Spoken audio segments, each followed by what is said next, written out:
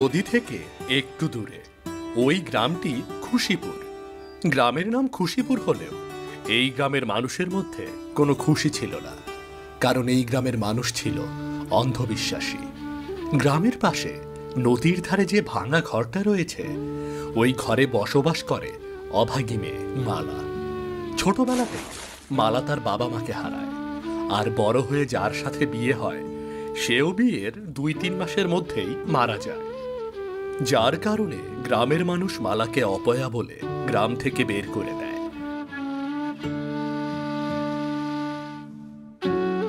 সেই থেকে মালা এই নদীর ধারে ছোট্ট ঘরটাতে বসবাস করে আর নদী থেকে মাছ ধরে কোনো মতে সংসার চালায়। কিন্তু মালা অনেক কষ্ট করে মাছ ধরলেও মালার সাথে চলে গ্রামের মানুষদের অমানবিক আচরণ। না, আজ 2 দিন হলো নদী থেকে কোনো মাছ ধরতে পারছি না। এমনিতেই কাল থেকে না খেয়ে আছি, আর আজও যদি মাছ ধরতে না পারি তাহলে তো না খেয়ে থাকতে হবে। আজও যদি কোনো মাছ না পাই তাহলে কাল নদীতে জাল ফেলার মতো শক্তিও থাকবে না। দেখি আর একটু চেষ্টা করে দেখি মাছ ধরতে পারি কিনা।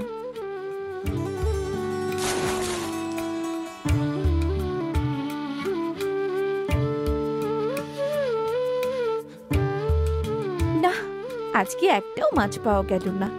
আজকে অন্যের বাড়িতে খাবারের জন্য যেতেই হবে। যাই, জালটা রেখে দিয়ে কারো বাড়ি থেকে কিছু খাবার পাই কিনা দেখি।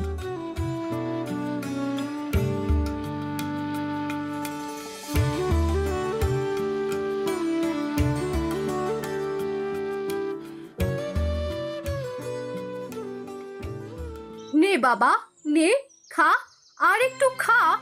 না, আমি খাবো না। না খেলে তুই শুকিয়ে যাবি। খা বাবা, খা। না, আমি আর খেতে পারবো না। খা বাবা, খা। তোর জন্য বেশি করে খাবার রান্না করেছি, তুই না খেলে তো খাবারগুলো নষ্ট হয়ে যাবে। খা সোনা। নষ্ট হলে হোক, আমি আর খাবো না।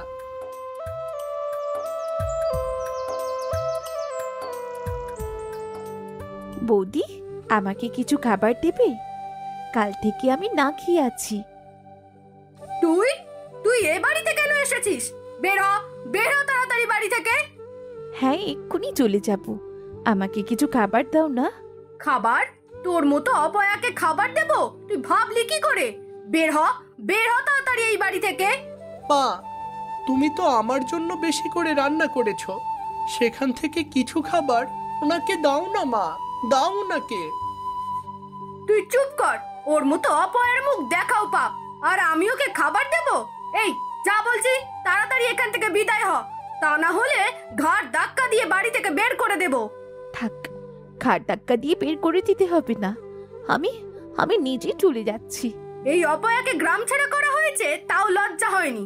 কুকুরের মতো ড্যাং ড্যাং করে খাবার চাইতে চলে আসে। হ্যাঁ, যত সব। মা, তুমি তো বলেছিলে আমি না খেলে খাবার নষ্ট হয়ে যাবে, তাহলে খাবার নষ্ট না করে ওনাকে দিয়ে দিলেই তো হতো নাকি? কি করতে হবে আর কি করতে হবে না সেটা তোকে বলতে হবে না। প্রয়োজন হয় খাবার ফেলে দেব, তবু ওই অপয়াকে দেব না। অপয়াটা জন্মের পরে বাবা মাকে খেয়েছে, আবার বিয়ে করে কয়েকদিনের মধ্যে স্বামীটাকেও খেয়েছে। না জানি এবার এই গ্রামের কাকে খেতে এসেছে। তোর আর খেতে হবে না, চল ঘরে চল।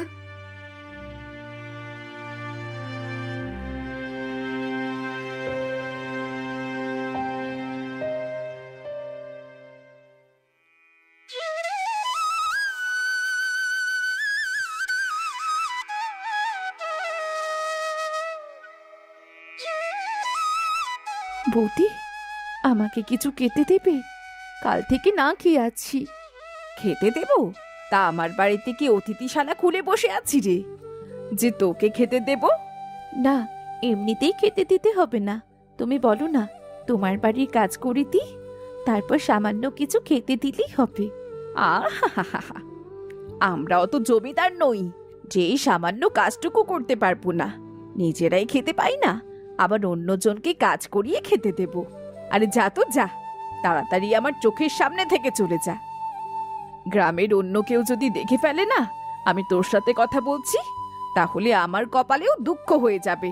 যা যা এখান থেকে।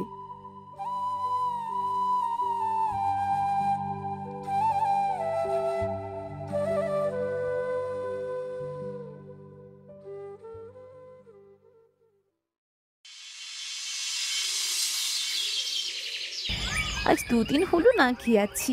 জাল ফেলার মতন শক্তি নেইও শরীরে, কিন্তু মাছ ধরতে না পারলে তো না খেয়ে মরতে হবে। কি কপাল নিয়ে জন্মেছি, সবাই শুধু অপয়া বলে, কেউ সামান্য সাহায্যটুকুও করে না। আজকে জাল ফেলে দেখি এই অপয়ার ভাগ্যে কোনো মাছ লেখা আছে কিনা।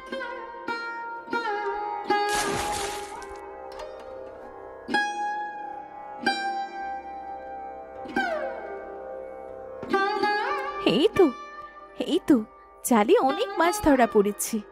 তাড়াতাড়ি এগুলো বাজারে নিয়ে গিয়ে বিক্রি করি, কিছু খাবার নিয়ে আসি। খিদে পেটটা একদম জ্বলে যাচ্ছে।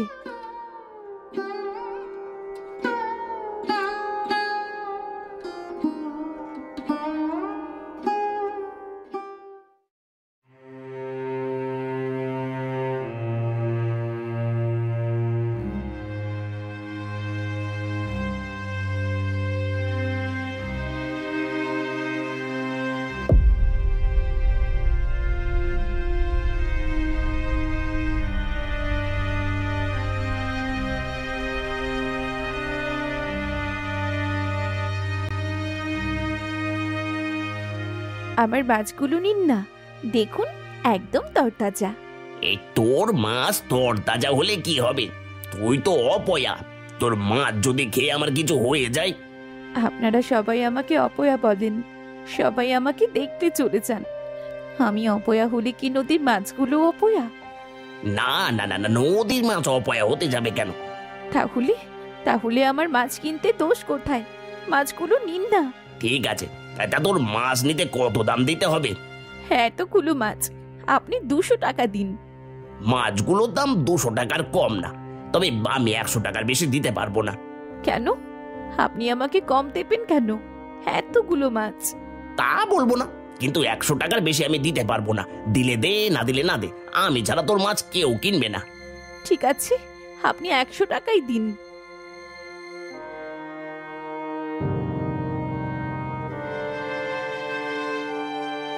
যাই, এখন মুদির দোকান থেকে কিছু চাল ডাল কিনে বাড়ি ফিরে যাই।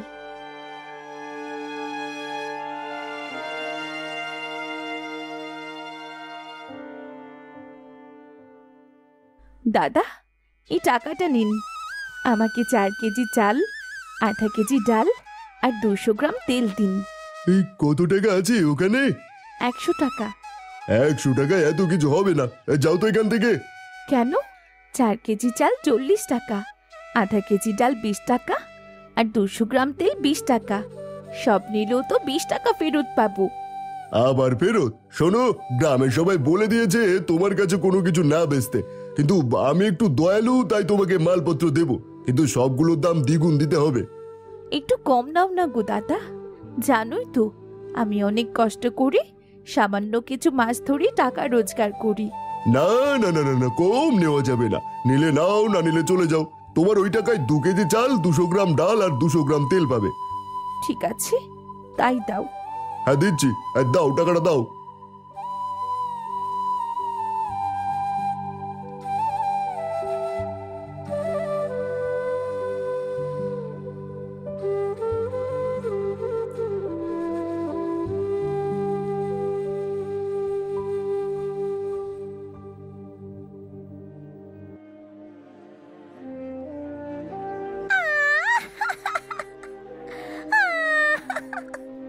এ কি, কে তুমি? আর এভাবে কাঁদছো কেন? আমি জানি না। মেয়েটা অনেক ছোট, কি করি বা তার পরিচয় বলবে, কিন্তু এখন এখন কি করি? আচ্ছা, তুমি কোন রাস্তা দিয়ে এসেছো? আমাকে কি সেখানে নিয়ে যেতে পারবে? না, তাহলে তো মেয়েটাকে কোথাও যেতে দেওয়াও যাবে না। এইভাবে মেয়েটাকে যেতে দিলে মেয়েটার ক্ষতিও হয়ে যেতে পারে। আচ্ছা, তুমি আমার সাথে আমার বাড়িতে যাবে? আমি জানি না। না, এই বাচ্চা মেয়েটা কিছুই বলতে পারছে না। একে আমার সাথেই নিয়ে যাই, আর তারপর না হয় ওর বাবা মা এসে ওকে নিয়ে যাবে। চলো তুমি আমার সাথে।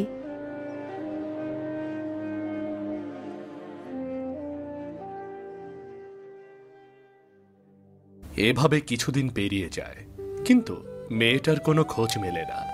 তখন মালা মেয়েটাকে নিজের মেয়ের মতো মানুষ করতে থাকে। নিজে না খেয়ে থাকলেও মেয়েটাকে খেতে দেয়। আস্তে আস্তে গ্রামের মানুষ জানতে পারে মালা এক কুড়িয়ে পাওয়া মেয়েকে মানুষ করছে। মাঝে মাঝে গ্রামের মানুষ নদী থেকে জল নিতে এসে এ নিয়ে মালাকে অনেক কথাও শুনিয়ে যায়। দেখো, নিজে ভাত পায় না, আবার ওই মেয়েটাকে নিজের কাছে রেখেছে। নিজে তো অপয়া হয়েছিস, আবার মেয়েটাকেও অপয়া বানাচ্ছে। অপয়া বানাবে কি? কোন দিন শুনবে ওই ছোট মেয়েটাকেও খেয়ে ফেলেছে। ওরা এসব কি বলছে? কিছু না মা, তুমি ঘরে যাও। দেখেছো দেখেছো, মেয়েটা কেমন মা বলে ডাকলো। দেখতেই তো পাচ্ছি, গ্রামের কারোর সাথে সম্পর্ক নেই বলে মেয়ে বানিয়ে সম্পর্ক করছে। চলো চলো, তাড়াতাড়ি জল নিয়ে চলে যাই। এই অপয়ার মুখ বেশিক্ষণ দেখলে না আমাদের ওপর আবার অভিশাপ পড়তে পারে। হ্যাঁ, তুমি ঠিকই বলেছো, তাড়াতাড়ি এখান থেকে চলে যাওয়াই ভালো। মালা বাবা মাহারা মেয়েটাকে পালন করছে বলেও গ্রামের মানুষ মালাকে নানা ধরনের কথা শোনায়। মালা সবার কথা শুনে কাউকে জবাব দিতে পারে না, কিন্তু তার চোখ দিয়ে এক চাপা কান্নার জল ঝরতে থাকে। একদিন মালা মেয়েটাকে নিয়ে খেলা করছিল। হঠাৎ সেখানে এক ভিনদেশী যুবক এসে হাজির হয়। এই কি, আপনারা কারা? আমরা কারা পরে বুঝতে পারবেন, আগে মেয়েটার চোখের বাঁধন খুলে দিন। কেন? ওর চোখের বাঁধন খুলে দেব কেন? দেখছেন না আমি আরো খেলছি। একবার বাঁধন খুলে দিন, তারপর সব বুঝতে পারবেন। দিন ওর বাঁধন খুলে। ঠিক আছে, খুলছি।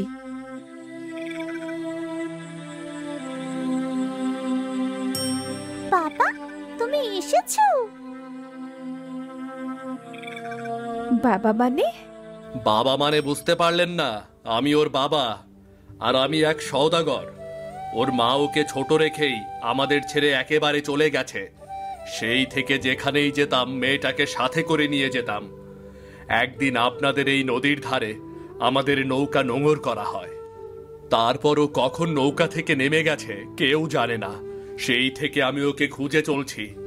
আজ আপনাদের গ্রামে এসে জানতে পারলাম ও আপনার কাছে আছে, তাই সরাসরি এখানে চলে আসলাম। এসেছেন, ভালোই করেছেন। মেয়েটা আমার কাছে থাকলে আমার মতো অপয়া হয়ে যেত। এ কি বলছেন আপনি? আপনি অপয়া হতে যাবেন কেন? মানুষ কখনো অপয়া হয় না। তা নয় তো কি, জন্মের পরই বাবা মা মরে গেছে। মানুষের বাড়ি চেয়ে চিনতে খেয়ে বড় হয়েছিলাম। এক বেচারা এমন চেনেও ভালোবেসে বিয়ে করেছিল, কিন্তু বিয়ের কয়েক মাস পরে সেও মরে গেল। তাহলে আমি অপয়া নয় তো কি? শুনুন, মানুষের জন্ম মৃত্যু সব ওপরওয়ালার ইচ্ছা, এতে মানুষের কোনো হাত থাকে না। তাই এসব ভেবে নিজেকে দোষী ভাববেন না। নিজেকে দোষী না ভেবেই কি করব? গ্রামের সবাই অবহেলা করে, কেউ আমার মুখ পর্যন্ত দেখতে চায় না। আর যার জন্যেই নদীর তীরে একা একা বসে থাকতে হয়। এমন জীবনের দোষ দেব না তো কি করব? যান, আপনি আপনার মেয়েকে নিয়ে চলে যান। বাবা, মাকে সাথে নিয়ে যাবেন না? আমি মাকে ছাড়া যাব না। হ্যাঁ, আমি তোমার মাকেও নিয়ে যাব। যাবেন আমাদের সাথে আমার মেয়ের মা হয়ে। সেখানে আপনাকে কেউ অপয়া বলবে না। কথা দিচ্ছি, আপনার জীবনের ওপর আর কোনো অভিযোগ থাকতে দেব না আমি। সারা জীবন আমার মেয়ের মা হয়ে থাকবেন আপনি। কিন্তু আমাকে নিয়ে যদি আপনাদের কিছু হয়ে যায়? আমি ওসব কুসংস্কার বিশ্বাস করি না। যার মনে এত ভালোবাসা, এত দয়া, এত ধৈর্য, সে কখনোই অপয়া হতে পারে না। চলো মা, চলো, তুমিও আমাদের সাথে চলো। আমার বাবা অনেক ভালো। হ্যাঁ, আমি যাব। আমি আর এই অপয়া অপবাদ নিয়ে মুখ বুজে এত কষ্ট সইতে পারবো না। যাব আমি। মালা তার কষ্টের জীবনের কথা মনে করে সওদাগরের কথা ফেলতে পারে না। তাই সে তার কষ্টের জীবন ত্যাগ করে এই ঘৃণিত গ্রাম ছেড়ে সওদাগরের সাথে সুখের সফরে রওনা হয়।